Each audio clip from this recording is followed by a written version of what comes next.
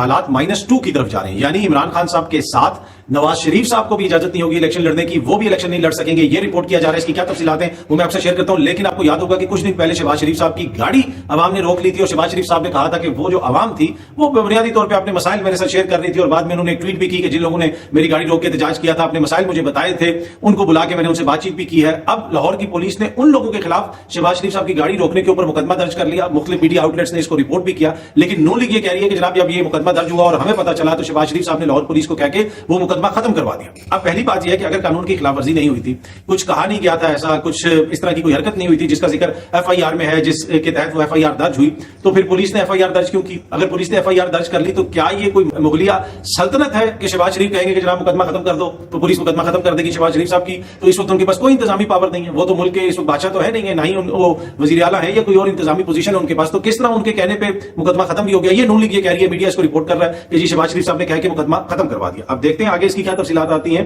तो वो जो गाड़ी रोकी गई थी गालिबन वो शायद पुलिस को पसंद नहीं आया और उनको लगा कि हो सकता है कि फिर ये कोई रस्म ही चल पड़े कि जो जो अवाम में आएगा और जो जिस हालत में है इस वक्त अवाम, जिस नहज पे अवाम को पहुंचा दिया, तो फिर तो वो बहुत सारी गाड़ियों को रोकेंगे और अपने गिले शिकवे करेंगे, अपनी मुश्किलात बताएंगे, और अपनी मुश्किलात बताएंगे तो फिर सियासतदानों के लिए मुश्किल पैदा हो सकती है। तो लिहाजा ये मुकदमा दर्ज किया गया। अब नून लीग ये कह रही है कि शहबाज शरीफ ने गाड़ी रोकने पर 90 अफराद के खिलाफ दर्ज मुकदमा खत्म करा दिया। अहम तरीन खबर के साथ ब्रेकिंग न्यूज, और ब्रेकिंग न्यूज भी बहुत ही शॉकिंग न्यूज है। ब्रेकिंग न्यूज कम है और शॉकिंग न्यूज ज्यादा है, क्योंकि वफाकी दारुल-हुकूमत इस्लामाबाद और अज खुद एक कैपिटल, और कैपिटल के अंदर है एक रेड जोन। रेड जोन के अंदर हसास तरीन इमारतें मौजूद हैं और उनमें से एक हसास तरीन इमारत है दफ्तर खारजा की, और दफ्तर खारजा के अंदर बहुत सा हसास तरीन मालूमात, कौमी राज, कौमी रिकॉर्ड वहां पे मौजूद होता है। लेकिन रात गए वहां पे लग गई आग।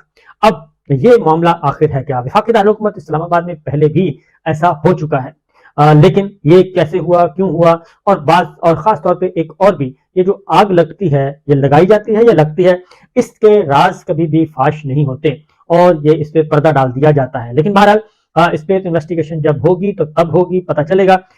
उससे पहले क्योंकि बहुत सारी चहमगोइयां, बहुत सारे सवालात उठेंगे और उन सवालात को पहले से ही जवाब उनके तैयार कर लेने चाहिए। और खासतौर पे ये निगरान हुकूमत जिसके बारे में पहले ही बहुत सारे सवालात उठ रहे हैं, अब निगरान हुकूमत के दौर में ऐसा हुआ है और ये क्यों कर हुआ, आखिर क्या वजह बनी, ये ज़ाहिर है इन्वेस्टिगेशन होगी तो पता चलेगा कि आग ये गैस की वजह से लगी या फिर बिजली का शॉर्ट सर्किट हुआ या फिर कोई और वजह बनी, ये तो पता चलेगा। लेकिन वफाकी दारुल-हुकूमत इस्लामाबाद में जितनी भी इससे पहले आतिशज़नी हुई है और आग लगी है, उसमें कम बेश बहुत मुश्किल से उसमें काबू पाया गया है। इस वीडियो को लाइक करें और चैनल को सब्सक्राइब करें ताकि हमारी हौसला अफजाई हो सके और आप तक हमारी नई वीडियोस पहुंच सकें। मिलते हैं इंशाल्लाह अगली नई वीडियो के साथ। जब तक के लिए अल्लाह हाफिज़।